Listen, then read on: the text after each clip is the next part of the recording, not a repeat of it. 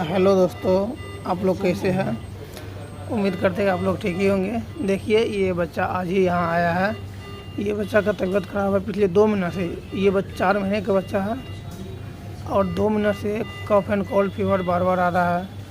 तो यहाँ आने के बाद इसका चेस्ट काफ़ी ज़्यादा, जैसे कि पजरा मार रहा था जिसको बोलते हैं। तो चेस्ट बहुत ज़्यादा अप डाउन कर रहा था, मतलब रेस्पिरेटरी रेट काफ़ी ज़्यादा बढ़ा हुआ था।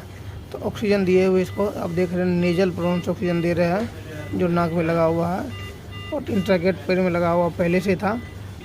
हम देखिए यही वाला इंट्राकेट लगा हुआ है जिससे पानी वानी दे रहे हैं, दवा हुआ दे रहे हैं। और इनको मेडिसिन हम स्टार्ट कर दिए हैं और बच्चा अभी बहुत ज़्यादा दिक्कत हो रहा है। दोनों छाती ख़राब है इनका, तो कफ आ रहा है। एक्सरे किए तो एक्सरे में बहुत ज़्यादा जो है ना दिक्कत था, दोनों छाती में दिक्कत था।